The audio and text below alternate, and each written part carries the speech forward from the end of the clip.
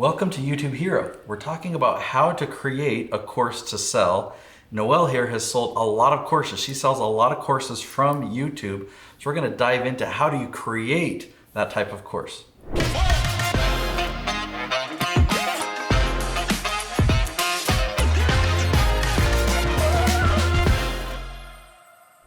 So I've got some questions for you around the topics, how you plan it, how you price it, how you deliver it. What motivated you to create a course in the first place? I really had a lot of information and knowledge that I was always feel like I was telling people, you know what I mean? I'm constantly talking about it and telling people. So I needed to organize the information. It comes really clear to you that you need to organize this information and get it into a way where people could actually learn it. I didn't necessarily go into it saying I'm going to sell courses. I really felt like I was going to be taking more of a speaking. I was going to be more of a speaker. That was originally what I thought and what I was being trained to do. But then once I was in it and I realized like, wait a minute, instead of speaking from stages and going around on tours and things like that, if I actually put a course together, that could be just as valuable, if not more valuable. So that's why I did it. How did you structure it then? Would you mind giving us Yeah. So obviously I took mentorship. You know, I was being a real estate investor. I was flipping houses and I actually got into a mentorship program probably like 2017, 2018 with a lady named Lisa Sasevich. And she taught me how to put together a course. And one of the things that she said was you would walk it through, basically outline if you were teaching someone that didn't know anything, walk them through how you would take them from point A to point B. And it takes some iterations. It's not like you're just gonna come out and like, oh, I have my course, and you kind of just start an outline like, okay, the first thing that they would need to know is how to find properties, where the market for them. You get what I'm saying? You're just writing all of the different ideas down. How would you get a budget? How would you find a contractor? And I'm just writing all of these things down. And then as I write them down, I'm able to put them into an order. I do know some people that have this method called the yellow sticky method, where you write down all the steps on yellow stickies because as your mind is just kind of brainstorming, and then you can put them into an order. Either one works. Now, do you have a recommended software or tool that you use to actually put your course into? Yeah, so I first was using ClickFunnels. I was a ClickFunnels person, and so they had a place, a funnel where you can just make a course or a membership type of course creation or a membership for that. And that's where I started, and it worked for me for a couple of years. We've now moved on to Thinkific, and then we're actually going to be moving back to Go High Level and putting our courses in Go High Level. So where the course is, I don't think is that important. That's not something I think is that big of a deal. I think more importantly is what's in the course, that it's not just videos and information that you made, but it's also giving them the documents that may go with it. Maybe it's different contracts, different templates, different scripts, different charts, things tangibly that they could use to take them to that next level. Okay, so we definitely want to go into more of those things of what you can include. Yeah. But you mentioned Thinkific, which that's a good one. Yeah. Kajabi, very popular. Very popular. And Go High Level, I've been hearing great things about that. Yeah. I know that ClickFunnels has really had to change their game because Go High Level has been big competition for them. Correct.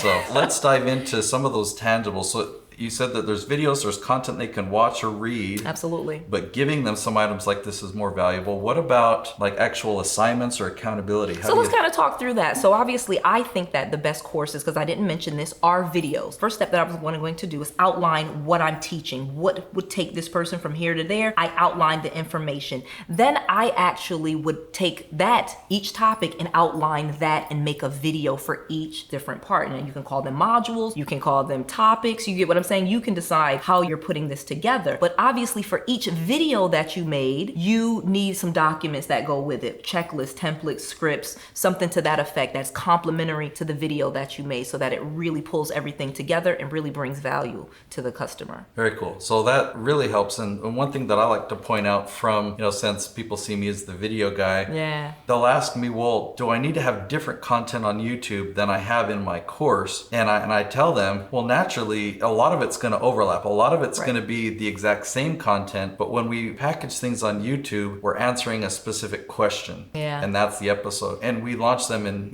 some are in order, some are completely out of order. Right. When we film a video course, we're going complete. We're going step by step. We're filming it separate. So if you're wearing the same outfit, same location, it's the exact same recording on YouTube as in your course, don't do that. Do not do that. But but on a different day, new recording, Right. you can teach them. But now you're taking them through a process. It's sequential. You've got assignments, you've got handouts that are involved. And so to your question, actually, you did ask me a question. Do I give them assignments or how do I kind of keep them accountable? So that's one of the things that we've added in the beginning. I did not have any quizzes or tests or anything at the end to make sure before they went to the next video. Now that technology, it has helped us. We have a few quizzes just to make sure they really understood the information. And of course, giving them an email. We now have an email. Like if you have questions about this, email to the coaching box because we'd like to help you if you didn't understand any part of this module. I mean, stuff like that doesn't have to be too difficult. When people watch a video that's super valuable, and let's say you told them the 3 steps they needed to take, they don't typically take them just from watching a YouTube video. Right. But when they're ready to take action, they'll buy your course, and when they're going through the course, now they're ready to take the 3 steps, and you give them the assignment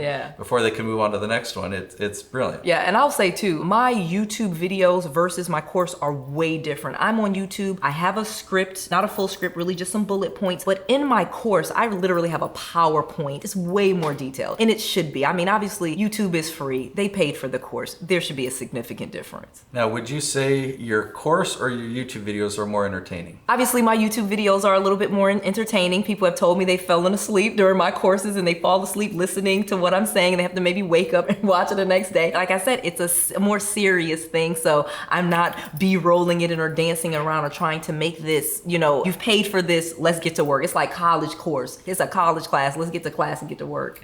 I want to point out the difference between a course that's complete DIY versus a course where there's a little bit more involvement there. Is there a price difference? Is there a structure? Yeah, absolutely. And that's why I think creating a course, if you don't have a course and you have some knowledge about something, you should definitely make a course. A course is something you can just sell, and then you can easily add to it mentorship, which is calls with me, access to me, a conversation with me, or a conversation with someone on my team. It's the course plus this access, and that is more valuable. Or you can buy the course all by itself and go do it all on your own, or I could just add in a few calls, a few meetings, and all of a sudden you have a mentorship program. So let's look at it price-wise. I mean, what would a course just complete DIY, what do you typically sell Maybe that just for? $1,000. Yeah, okay. Most of them are $1,000. And if you're gonna sell it, say you've got mentorship with me for 6 months, what would that look like? That's probably gonna be closer to $8,000 to $10,000. So that's obviously a huge difference, and why course creators might want to start with a course, but consider what offering coaching and mentoring would look like. So now I've got a fun question. As you've been making and selling lots of courses over the years, what are some mistakes that you've made that you wish you'd had?